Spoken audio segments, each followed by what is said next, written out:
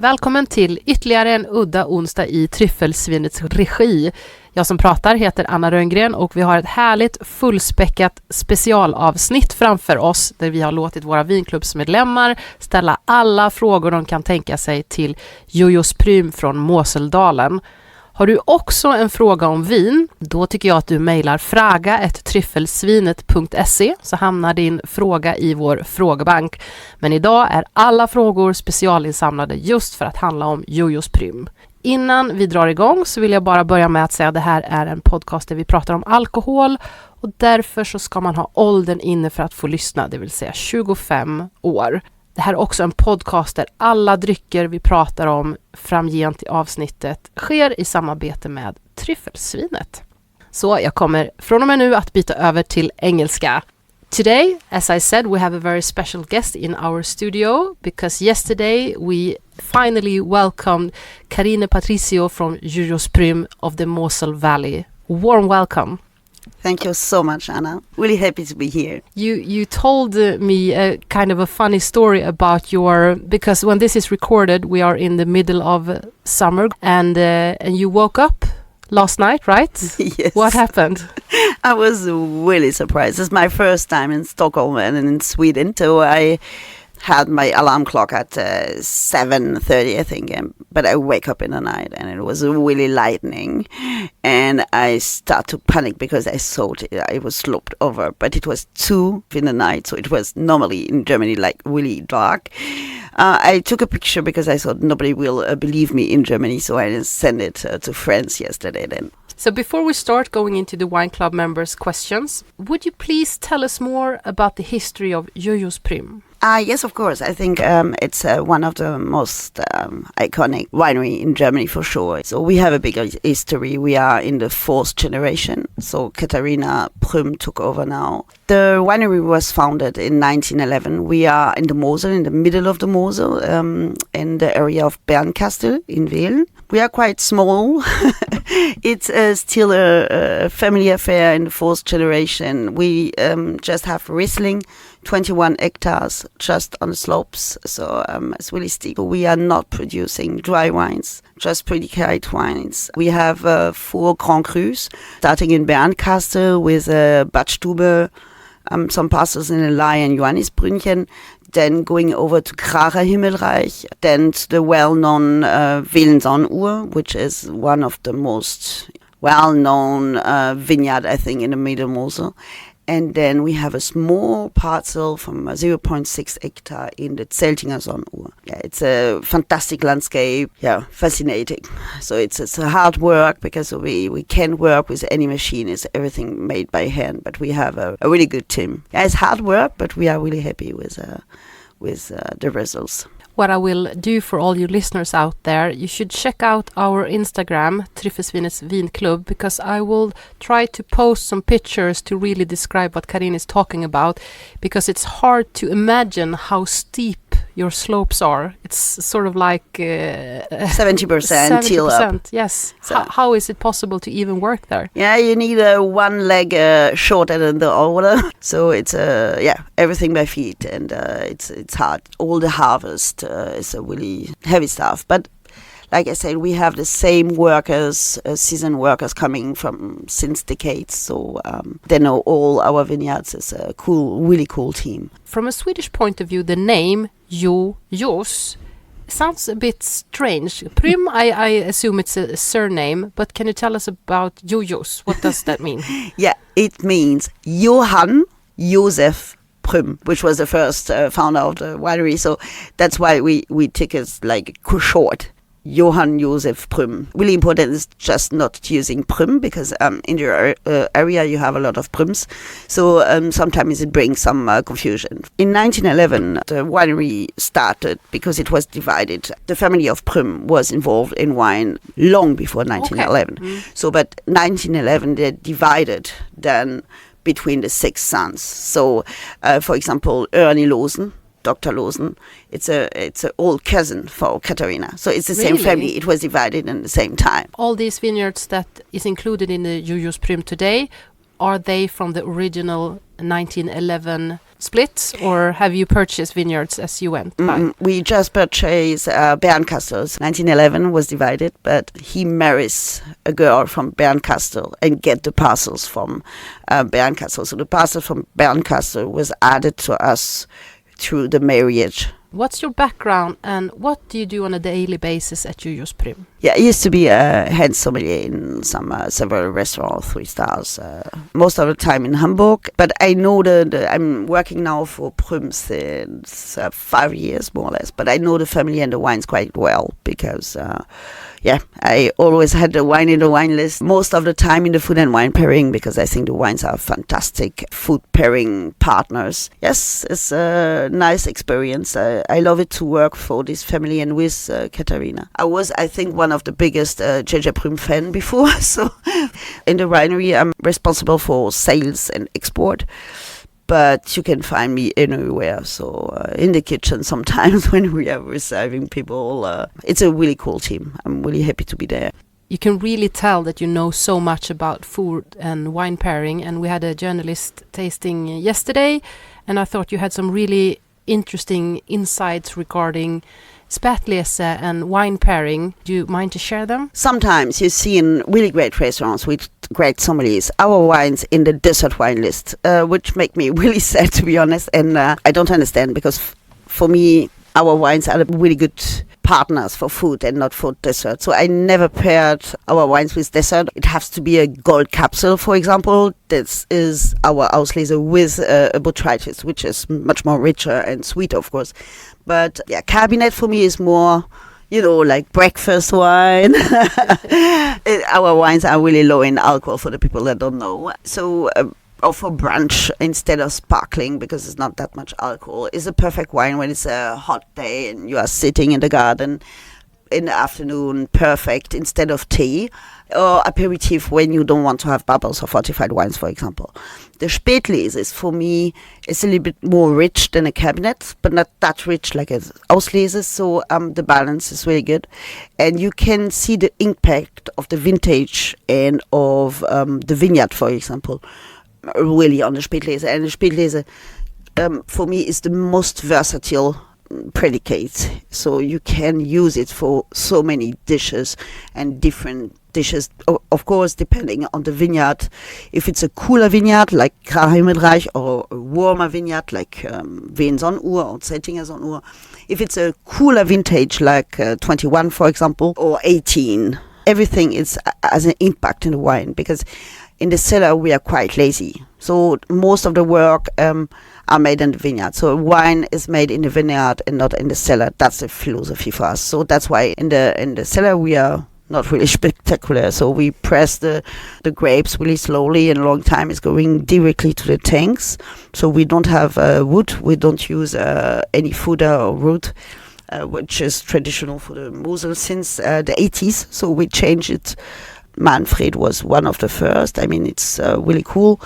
We wanted to have the DNA of the soils of the parcels really clear and really pure. So that's why he changed it. So and then the wines start to ferment when they want. So it's no yeast added, indigenous fermentation, and then we stop it with temperature control when we think that it's exactly the profile that we want. Let it a long time on the fine lees, and then we make the blending, and we bottled later because our wines are always coming in November in the market, more or less. So we have time, and the wines, to be honest, needs the time. We are really pure in the stylistic, so that's why the wine fits really good with a lot of food, also Japanese because it's so pure, or French cuisine. Really good is all the kitchen also from Morocco, tagine, couscous with ras el hanout, Indish stuff with masala, curries, it works. Japanese food, Vietnam, Thailand food, some of the area of China, for example, works really good. But and I think you have the most options with Spätlese. Auslese works because we don't use botrytis, so noble road till gold capsule. So our Auslese are really pure and not that rich due to the botrytis. We don't say that sweet wines with the botrytis are wrong, like Sauternes, like some of other colleagues in Germany. We just say it's not our style. So and that's why the Ausleses could be used for a lot of stuff too, for food. But I think on the Spätlese you can play much more, in my opinion. So for someone who is not super knowledgeable about German wine laws, you can see the Veltliner Sonnenur, which is the vineyard, and sometimes you see Veltliner Sonnenur Kabinetts, Veltliner Sonnenur Spätleses, Veltliner Sonnenur Ausleses. So should someone interpret the predicates as a sign of richness, Kabinett being the lightest and Ausleses being the most concentrated and rich, or how should one view those predicates to understand the style of the wines? You did it already. Nothing more to add. It's really important. Yes, it's more the concentration in the juice. Kabinett will be starting. It's less concentration and then going up to Spätlese, which is late harvest, then Ausleses, and then you have on the same level Beeren, Ausleses and ice wine, and then at the top of the level and the highest concentration will be TBA, which means Trockenbeeren Ausleses. Kabinett, Spätlese and Ausleses don't mean always that it's sweeter. Not, yeah, exactly. So people, in my opinion, might focus too much about the sugar level and maybe should focus more on the level of concentration in regards to food and wine pairing, maybe. Absolutely. I mean, Riesling for me is one of the most versatile grapes when it comes to food and wine pairing overall, because it rarely destroys any dish. Some red wines could destroy a dish if it's not properly paired, but Riesling is like always a good friend. As you mentioned before, you only work with one grape variety, which is Riesling.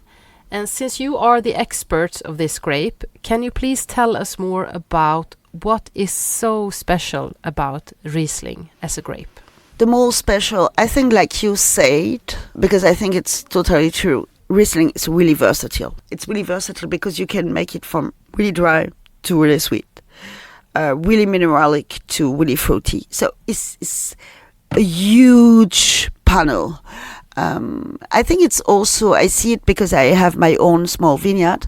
It's a really sensitive grape too. So you have to treat her like a queen. But I think all the big grapes variety are like queens and kings. Look at Pinot Noir, really sensitive too. For sure. But it's really, I think it's the acidity of the grape with aromatic of the grape makes Riesling to one of the best grape in the world for sure. And it's so ageable as well. You can age it for centuries. Absolutely. In when we are going to predicate wines, the dry wines you have to take care. It's aged really good, but not that good if you take a TBA or. Because you had a bottle of 1934 the other day, right? Of course it's you can see that it's aged. It takes really long. I mean, the oldest Riesling that I taste was 1921. But it was a TBA coming from a winery that doesn't exist anymore. TBA is Trockenbeeren Ausleses, so the highest level of concentration. Of course, you could detect it's older and aged, but you had still a freshness and acidity on the wine. So we were, all of us, really surprised. I mean, of course, you know it in the books that it's like this, that Riesling can age, have a nice acidity, blah, blah, coming to the decades. But it's something different when you read it in the book and you taste it in the glass. It's a big difference. Sometimes when people ask, what should I buy someone who is not supposed to get the bottle in 20 years' time? And Riesling is always a good suggestion because you always know it can age for forever. Yes. Absolutely. Of course, it's nice to open a bottle now. You have, for example, really recently vintages that I love, like 21 due to the high acidity, 22 due to the fruit, 20 because it was so soft and light, 19 because it was a ripe with a nice acidity and freshness. So 19 is a big vintage too, or 17 or 15. In episode 8 of this podcast, when Tryffelsvinet talks about phylloxera, They mention that you have some very old ungrafted and phylloxera-free wines. Yes, we did mention that. Can you tell us more about this? Yes, that's true. I mean, phylloxera came end of the 19th century, 1886, when I remember right, to Europe. Phylloxera is not feeling good in soils like slate. What we have at the Mosel is everywhere is slate, schist, most of the parcels, most of the way. So exactly like in the Douro and exactly like in Colares, for example, or in Argentina in the Andes, because phylloxera don't like sandy soils and schist. So it's, of course, for us really good. So we have no problem to have uncrafted vines because they are not suffering from phylloxera. At the winery, our parcels, they are between 93 and 95%, they are uncrafted. And how old are these wines on average? They must be really old then.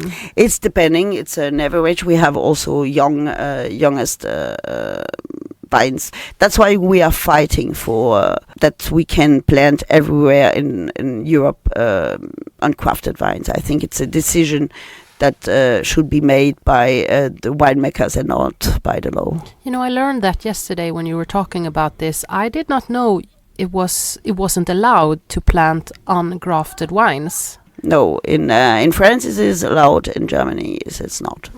So it's depending on the country you live. Not everywhere in Europe is allowed. And we made blind tasting, which was really interesting, between uncrafted vines and normally with roots on the roots. And it was nice to see what is really the difference between both. And to be honest, we could see in the blind tasting the difference. So I matched, I think, 92 or 93% of the results. So I could, for 30, 35 flights, detect which are uncrafted or not. In my opinion, was more the DNA of the soils and the terroir was much more present in the glass than the other one. Okay, I picked another nice question, I think, and it goes like this.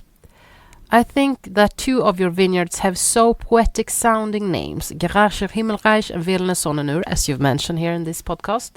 Why are they called Himmelreich and Sonnenur? Are they close to the heaven and the sun? That's a good explanation. Let's talk. Okay. I will pick this one. No, I have no idea.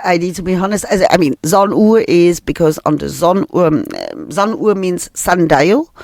And that's a sundial that we bought in the vineyard to help the workers to get orientation. I can put a picture of that because I've seen the pictures of this solur in Swedish. Yeah. So and it was a help for the workers to see how time is it and when's it time for lunch? Yes, how time to go home, and that's really important. Himmelreich means heavens Reich. Yeah, Himmelrike in Swedish. It's very similar. So Himmelreich. Himmelrike in Swedish. Himmelrike. Yeah. Why? I don't know. To be honest. Is it very like high elevation? Or no, it's not that steep. It's not higher than the Sonnuhr. Maybe because it's. Is it very beautiful? Yeah. I mean, all the vineyards or most of them in the vineyard and the Mosel are really beautiful, to be honest. What does Gräscher mean? Does it have a meaning? Oh, yes. No, Grach is the name of the town. Okay. So in the German vineyards, it seems always so difficult on the name, I understand. I mean, I'm coming from France, so it's a really difficult language, German for sure. But when you understand the place, it's easy.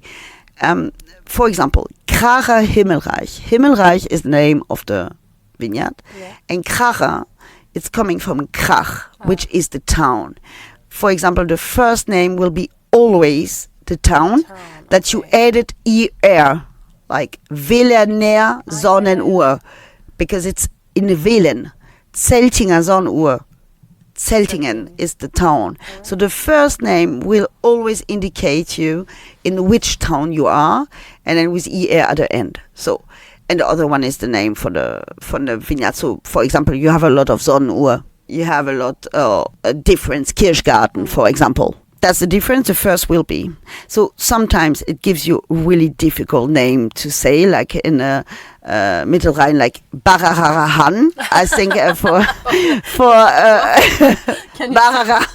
Bararahan, because it's in Bararach. But then you have to add the ER. So for me, as a French, it was on the sommelier school the worst the worst I won't even try. So it's like, so bless you.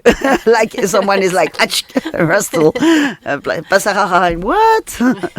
Yeah, that's why. But so you could basically say that Gräsche Himmelreich is sort of like means the heaven of the town of Gräsche. Exactly. How would you say that Mosel is affected by the climate change, if at all? That's a really good question. I think, of course, we are everywhere affected to the climate changes, but due to the slopes and the soils, we are not that affected like other regions in the world. The harvest started always sooner now. I think it's an evidence that it's coming. So the ripeness, we are not fighting for ripeness like 20 years ago. You know, at the winery, the winery is run by Katharina, but Dr. Manfred Prüm, it's still alive as a legend, yeah, and he turns 90 now. And he told us last time, he don't understand that the people are complaining, because he said, 20, 30 years ago, or also like 15 years ago, you were really fighting for every ripeness. And he said, no, it's coming. And like the guy said in Burgundy, in the 90s, 80s, you had a big differences between the vintages because the ripeness didn't carry, it was too cold most of the time. So nowadays you have the ripeness, you just have to control the picking day. I think it's really important. Most of them for the Kabinetts, for example. But Manfred said that's a gift to have so much ripeness and a little bit warmer than in the 80s, 90s, because he said it was really difficult at that time to make really great wines. So this is not a question, this is more like information from my end, and that is that we are releasing quite a few wines at Systembolaget from you during the fall of 2024, where we are right now. And so I'm just going to tell everyone to bring out their notebooks and write down that on September 5th we are releasing Kabinetts 22 on Magnum. That's nice, nice size. Yes, can hardly fit in your refrigerator, but it's like the nicest sized bottle ever. We're also releasing Kabinetts, same vintage Magnum from Gräsche Himmelreich. And on September 20th we are releasing Spätleses 22 and Gräsche Himmelreich Ausleses 2022. I will of course put this down on Instagram. I was joking about the notebook, so you'll have all the dates and the article numbers and the prices and so and so. All these bottles are from the 2022 vintage. So of course I want to know all there is to know about the vintage 2022. 22 was in all of Germany a really hot and dry vintage. So warm vintage and hot vintage is okay to manage, but when it's dry and you have no reserve of water in the soils and nothing is coming along days and weeks and months, the vines are suffering that much. So a vine is a plant who needs, of course, water. You can feel in some of the wines that the vines were really stressed out, which is not good for the wines and for the vines. So what we did is we went and made a green harvest. It means that we reduce the production of the vines, the reduction of the grapes, so that our vines, the young one and the old one, are not stressed and went concentrated in making less grapes, but good grapes. It was the right decision. It was, of course, a decision which is not really easy, because it means you have 20-30% less of your production. But I think it's the most important. And at Prüm, we are still thinking about sustainability in our partnership and everything that we do. For long term, it was the best decision is to protect your vines. So because we had some vines which were freshly planted 7-8 years with a really dry vintage, you can damage them. And we wanted to protect our heritage of really old vineyard. So I think it was the right decision. Of course, when we see that the quantity but it's okay because the quality is quite good. We are really happy because you have the ripeness of 22 because it was really warm and hot, but still a fantastic freshness. The grapes were fantastic and looking so good and healthy. So we were really happy with 22. It was a really challenging vintage, but we are really happy. And when you see in Germany, it's a good vintage depending how the winemakers works. So if the harvest was before rain or not, if they make a green harvest or not. So if the production of the grapes was too much and the vines were stressed and the vines and the wines then are not really in harmony, to be honest. And every decision was really important to see the results. So you can find fantastic wines in 22. And we tasted all of these wines that are being released. We tasted them yesterday, and it was the first time in a while for you tasting the 22, because you said you rarely open them at the winery because there are so few bottles coming out. What was your impression yesterday of the wines? How are they doing right now? Oh, I was really happy. I mean, because they are developing really good. Surprising was also normally the wines from the Vins on Ur needs much more time to open up, and Himmelreich, the wines are sooner open, so you can enjoy them. And when they are really really young and they are open and it's nice. And yesterday was the opposite. So the Vins on Ur was so open in the nose that I was like a little bit shocked, and on the palate was amazing. And the Himmelreich was a little bit close on the nose, and the palate was fine because it was really delicate and elegant and really this herbal touch and this minty character, Flintstone, really like a nice minerality. Maybe when we open a bottle of each in 1 month will be the opposite. But I was really happy with the developing of the wines. Yes, really fresh and still long and nice minerality was on point, yes. It was a great experience, and I look forward to being able to get my hands on this bottle in September. I have one last question from a wine club member, and they are thinking about going to the Mosel as tourists. What should they not miss, and what could they skip? What do you do as a tourist in Mosel to get the best out of that wine region? Wow, okay, then they have a lot to do. I think as a tourist, it's really important to make some walk around. You have a lot of nice walking pots. Yes. Yeah. So I think you have to elevate it and go to Bremer Kalmund. You can miss that. It's really hard and you have to train it first. But it's Bremer Kalmund. You have a small way, walking way, which is fantastic. You have a lot of nice walking ways at the Mosel. I think when you are a fan of bicycle, you have nice bicycle ways. You have, of course, a lot of great wineries that you can visit. In every town, you have some small producers to discover. I love the lovely art from the people in the small towns. I'm living in a really small town with 452 people. We see how the people are acting with the tourists. So you have a lot of camping places and everything, so the people are really.